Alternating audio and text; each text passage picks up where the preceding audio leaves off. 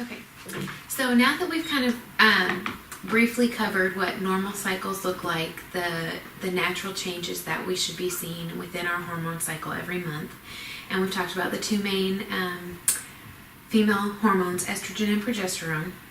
Now we're going to talk kind of about what goes wrong, what tends to be the problem within our estrogen and progesterone balance. So Dr. Edie, she talked a lot about this in her lectures on this, and also with the patients that she saw. She said that over 90%, she thinks more like 95 to 98% of her female patients have symptoms of estrogen dominance. So estrogen dominance is typically considered the most common hormone imbalance that women get. It could be something else on an off chance, but almost every time, by fixing the estrogen dominance problem, everything gets realigned. So what is estrogen dominance? Basically, estrogen dominance is when the estrogen levels in your body become dominating over all the other hormones. So it may not be an actual number value is higher than it should be, but it might just be in relation to your progesterone. If you have lower levels of progesterone, that progesterone is a balancing hormone, and it's not able to oppose the estrogen enough to keep things in balance.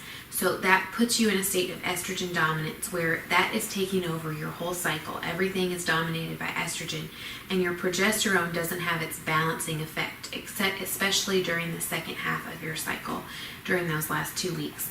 So some symptoms of estrogen dominance would include trouble sleeping or frequent waking at night, chronic fatigue, PMS symptoms such as cramping, mood swings, or clouded thinking, PCOS or ovarian cysts, endometriosis and fibroids, a low sex drive, autoimmune diseases, hormonally driven cancers, anxiety and or depression, mood swings or irritability, fibrocystic breasts or breast tenderness, irregular menstrual cycles, infertility or a lack of ovulation, or an inability to get pregnant despite ovulating. So I don't know about you, but I've had almost every single thing on this list at some point in my life. Most of the women that I know, if I know them well enough to have discussed this kind of thing, they all have symptoms of this list. So I think a lot of us just assume that a part of being a woman is dealing with things like this.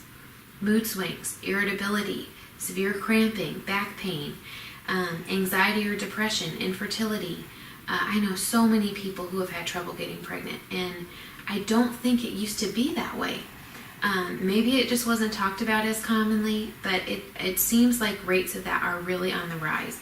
And I have seen some statistics that even male infertility is on the rise. I know with male infertility, I saw a statistic recently that was 30% higher since 1970. So there are things going on that are not the norm, but we've kind of become so overwhelmed with them and constantly bombarded with these symptoms that we think this is just normal living. That's why I'm so passionate about this class, is because it does not have to be the norm. I am not saying that we can eliminate every possible problem in our bodies, especially by using oils. That's not the point of this talk.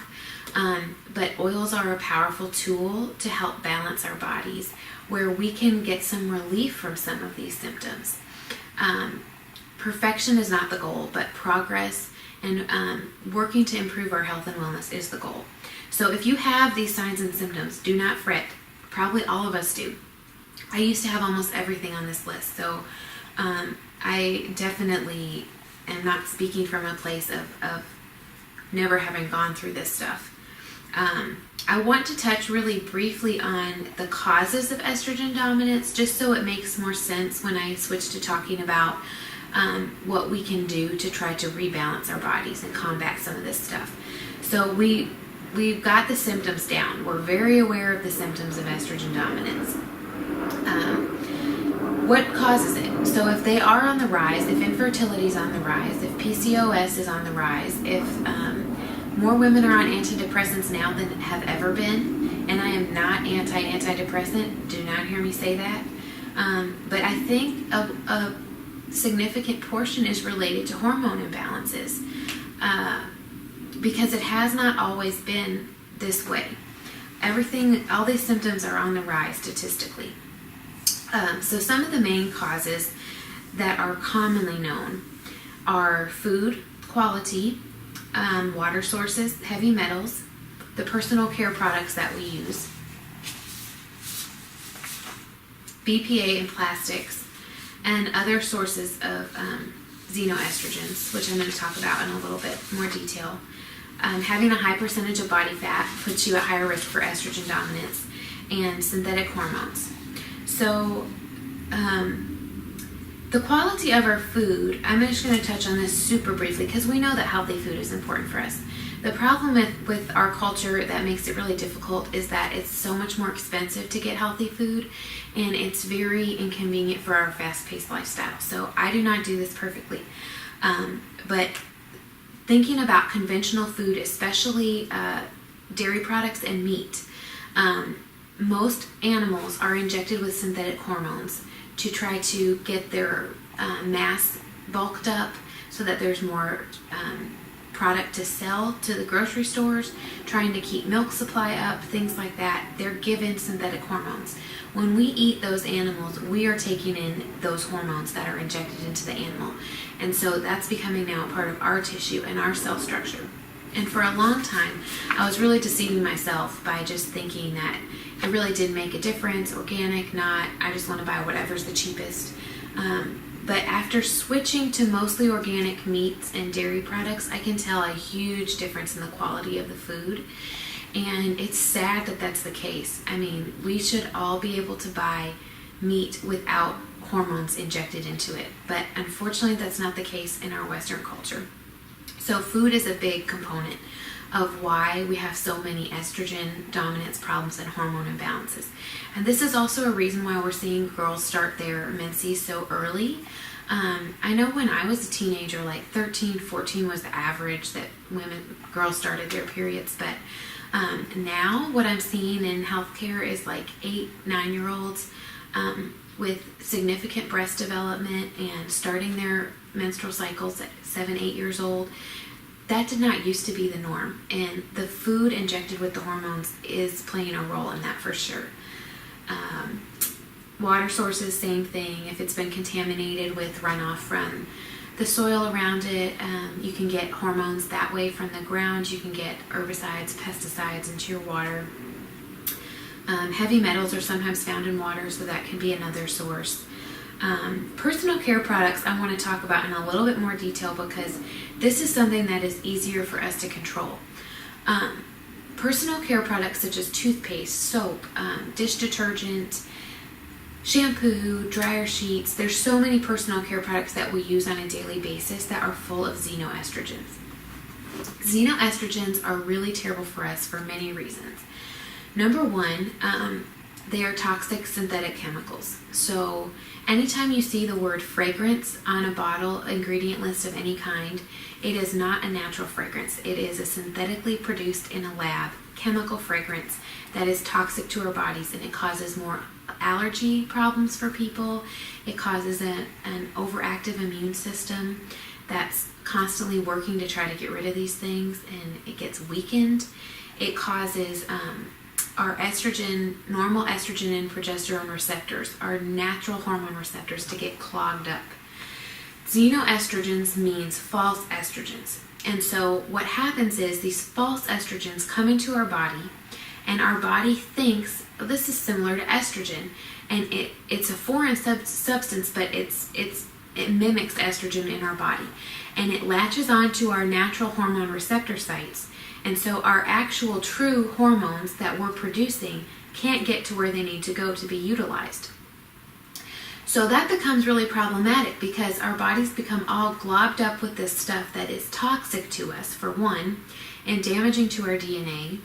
And then the actual true hormones that are pure, that are trying to do their job, excuse me, are essentially inactive because they're not able to get to the sites where they need to go. This is why you'll see sometimes, this happened to me several times, in the years we were trying to conceive, I would occasionally get my lab work done. I'd get my hormone levels tested, just make sure everything was in balance and that I didn't need to be taking any supplements for my hormones. And every single time it came back within normal limits. However, I did not feel well. I felt I had a lot of these symptoms of estrogen dominance, and I was not able to get pregnant despite years of trying. I was ovulating at that time. Everything seemed to be working based on the lab values, but my body did not feel normal. And that's because of xenoestrogens. What those lab tests check is our level of hormones in our bloodstream at any given time. It does not check what is actually able to bind to our receptor sites. So if our receptor sites are all clogged up with these xenoestrogens from toxic personal care products, our hormones can't get to work. It might look like our bodies are making normal levels on a lab test, but that's not an indicator of if they're actually functioning normally in our body. So I think that was partly the case for me, is I had an estrogen imbalance going on, probably because of a whole host of these problems, and my lab tests looked normal, so there wasn't anything that they thought was, going on. But really, the test just wasn't able to capture all of that toxic buildup in my body that was happening. So I actually know some other people that has happened to, and I think xenoestrogens are a big part of it. They're really, really bad for us.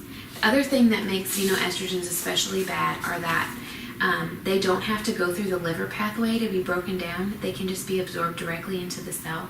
So when you are using products with xenoestrogens in them, you're basically just putting that toxic product directly into your cells. There's really no chance of your liver detoxing that chemical. So super important to stay away from xenoestrogens. You can Google high concentrations of xenoestrogens, or you can enter your personal care products like your face wash, your shampoo, into ewg.org, and it will give you a score of how, they call it reproductive toxicity. They'll look at all the ingredients and it'll give you a rating of if it is toxic to your reproductive system or not. And that can be really helpful when you're trying to make a decision about what products to use. So those are something to really keep in mind. BPA and other plastics are the same thing. They contain xenoestrogens. So, trying to use glass and paper products instead of plastic is good regarding that. Body fat, the higher body fat percentage you have, the more estrogen you store. Estrogen is stored in fat cells when it's not needed. And then the more fat cells you have, the more estrogen is triggered to be produced, and it just becomes a vicious cycle. So it makes it very difficult to lose weight. When those estrogen when those estrogen molecules go into storage in your fat cells, it's just kind of creating this tornado effect. So remember that estrogen is our soft feminine hormone, which gives us that extra layer of fat, and the more estrogen that is produced, the more fat we are going to pack on, and it just keeps going. So detoxing that estrogen dominant cycle is really what you have to do to break that. Otherwise, the weight gain and estrogen dominant symptoms are just like a constant feeding into each other. Chronic stress also increases estrogen production. Stress is bad for everything in the body. I don't think I need to really spend a lot of time on that. The last cause of estrogen dominance is also very common. It is synthetic hormones. So synthetic hormones are anything pretty much that is not a natural bioidentical hormone. Anything you're taking hormonally that is manufactured in a lab is a synthetic hormone. That would be things like birth control pills, birth control injections. Certain IUDs are hormonal in nature. If you're taking hormone replacement therapy for menopause, that's almost always synthetic. You can ask your doctor if you're not sure. The problem is that most doctors will prescribe synthetic hormones when you're having symptoms of estrogen dominance. So if you go in to see your doctor and you're saying, I'm having hot flashes, I'm not sleeping well, I'm having terrible cramps, my periods are irregular, they'll probably say, okay, we need to get you regulated, let's put you on birth control. The problem with that is that birth control shuts down your cycle.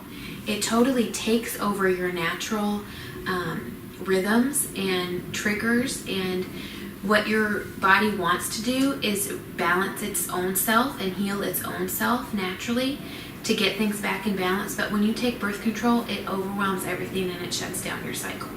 The only reason you have bleeding on birth control is because they give you blank pills to where the sudden drop off causes you to bleed, but it's not a true period. It's not a true cycling release like what you would have in your natural hormones when your natural hormones are stimulating that.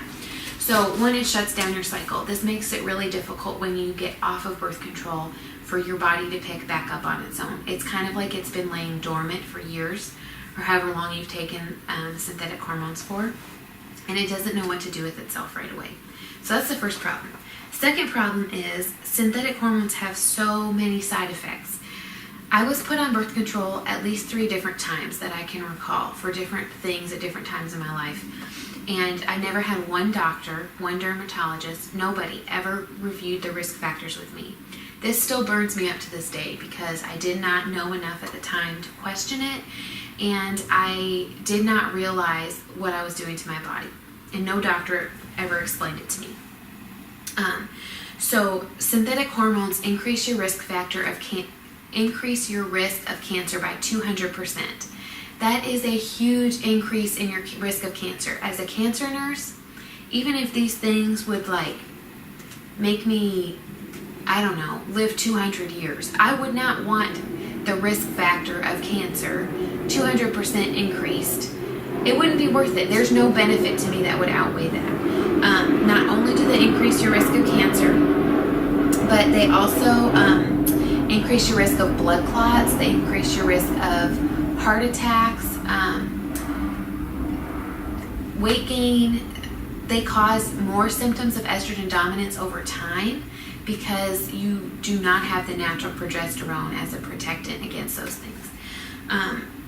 Infertility, there's often delayed infertility as a result of taking birth control for many years. That's again because it shuts down your natural cycling. So there's very few benefits to taking synthetic hormone. I can't think of any off the top of my head. There might be some instance somewhere where you need to take this, but for the most part, this is just a huge no-no. And it's just that people don't realize the side effects because they're not educated about taking it. People will hand out prescriptions for birth control like it is nothing, but it's not nothing, you guys. Look into it. If you're on birth control, I'm not telling you go home and stop taking it tonight. I am not a physician. I'm not qualified to advise that. However, I am saying just educate yourselves. Have a conversation with your doctor. They should be willing to talk to you guys about this stuff. They should be willing to have a dialogue about what your wellness goals are and what kinds of things that you're concerned about. They should be able to explain to you what are the long-term risks of if I take this medication. If your doctor's not willing to do that, find a different one because they should be wanting to have those kinds of conversations with patients that are educated. So say no to synthetic hormones. That is a huge risk factor, not only for estrogen dominance, but a lot of other scary things. Okay, so now that we're straight up terrified about all these things in our environment, I want to take a second to encourage you to hang with me just for a few more minutes. This is not how we have to continue to live. This is not how we need to stay. We don't have to live in a pattern of chronic imbalance and chronic illness, chronic fatigue, and just feeling run down and feeling like this is just the way of being a woman. We can embrace our natural hormones and do things to try to balance them within our body in a natural way. So I'm just going to touch on a few things that will make a big difference. Some of them I'm going to touch on first are free. I know that cost is always a big barrier when you're thinking about doing something new. A lot of people have talked to me recently and said, I'm really interested in Young Living. I think this company is amazing. I want toxin free for my family, but I'm afraid that I can't afford it. So I want to talk to you guys first about things you can do that are free or cheap. But I also want to mention that Young Living is an amazing company that is a wellness lifestyle company. So once you buy your starter kit, there's no obligation to buy anything else until you can afford to do so. If you buy your starter kit for $160, you are purchasing a lifetime membership, and you can go at your own pace. So don't be overwhelmed by the list of all the things you can do and all the toxins you need to get rid of. Just taking baby steps in a direction that is healthy for your family is worth it. Even if you just change one simple thing this week, this month, it's worth it. It's worth it for your health. It's worth it for your little girl's health, or your son to have healthy hormones. I just encourage you, don't get freaked out, especially about the cost, and just shut down, because you can do this. If you can spend $100 a month to go out to eat with, most people spend at least that much eating out. You can afford to do 1 or 2 things a month to benefit your family. So you don't have to do all this at once. These are just suggestions. Okay, so one free way to help balance your hormones. I guess it's not totally free, but it's not any more than you're already paying. Eating whole fruits and vegetables as much as possible. Organic when possible, when it's affordable for you, and especially with the meats and the dairies, to try to get organic and grass-fed whenever possible. Something that has helped me with cost for organic food is to just buy whatever is organic that's on sale. So if carrots and kale are the vegetables that are organic that are on sale, I buy those. And sometimes they are actually cheaper than the conventional kale, depending on how good the sale is. Same thing with meat. If I go to a grocery store and they have organic chicken on sale, I buy organic chicken, and we're having chicken this week. Or if it's pork, we're having pork this week. You know, I've learned to not be picky and just to cook with what is on sale, and I have not noticed any increase in my grocery bill since trying to buy as much organic as possible. Just say no to synthetic hormones. That might actually save you money. If you're on birth control or other supplements and you're able to get off of them and either switch to something natural that Young Living offers or from another place, or by just getting off of it altogether, you might actually be saving money. And all the synthetic hormones do is hurt us. So that's something we can just ditch. Filtering your water. You can get really pretty economical water filters from Target, and that's an easy thing you can do. Switching to stainless steel or glass instead of plastic, using paper bags instead of plastic, not heating in a microwave in plastic, things like that all reduce your risk of taking in xenoestrogens. Work towards becoming a normal body weight for your height while detoxing your body. When you detox your body and you start to focus on exercise and losing that weight, you'll actually break that weight gain estrogen cycle, and you'll start to come into a positive cycle where you're able to lose weight much more quickly as your hormones rebalance. The two kind of go hand in hand. So if you have had a lot of trouble losing weight, and no matter what you do, you just can't seem to lose it, it is probably a hormone imbalance issue. And I would suggest starting with detoxing and doing some of these other things to rebalance your hormones. Reducing chronic stress as much as possible. That could be emotional stress, that could be physical stress. If you have a job that is like literally making you sick with stress, it might be time to think about making a change there. Sometimes God calls us to seasons that are stressful, and that's just the way it is, but sometimes we keep ourselves in stress that's not necessary. So maybe just taking some time to kind of weigh that out and really look at, how is my stress level affecting my health? How is it affecting my hormones? How is it influencing my children?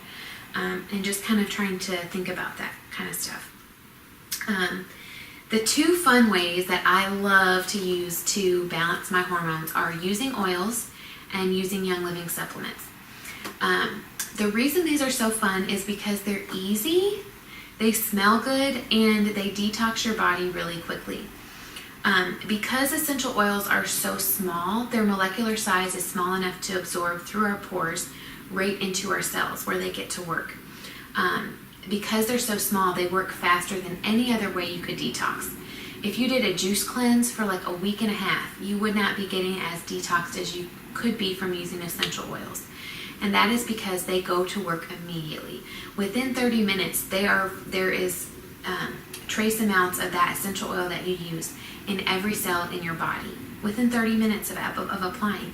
So when you start using essential oils, even if they're not oils specifically for hormone balance, when you start using those, you are detoxing your cells of all that gunk, all those xenoestrogens, all those toxins that are trapped in your cells that have damaged your DNA. Your essential oils can go in and kind of start cleaning some of that up. Are they going to make your body absolutely perfect? No. But will you notice immediate improvement in certain areas? Yes.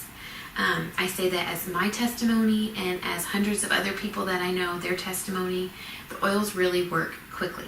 So that's the most fun way to start because you see results fast. Everyone wants to see results fast. The other thing is the essential oils supplements. So Young Living supplements are infused with essential oils. That helps them carry the supplements, already good natural materials, into our cells. There are a lot of companies that make supplements without essential oils in them, and they're good supplements. They're healthy, they're not synthetic, they're well sourced. But if they don't have essential oils, you're not getting very much of that supplement or vitamin absorbed into your cells to be used, because you need the essential oils in there to carry it into your cells and allow it to be used by your body. That's why Young Living infuses all of their products with essential oils. Their bath gel, their soaps, their toothpaste, their supplements. It's because the essential oils carry the plant nutrients into your cells where it can get to work and start rebalancing things within your body. So there's a purpose behind that. It's not just to make sales. There's a purpose physiologically for our bodies behind everything that Young Living does. And they are the lead scientists in essential oils that are making these judgments and putting these supplements together. And Young Living has some great supplements that are designed for hormone balance and for reproductive health. So I'm going to cover those in the slides as well.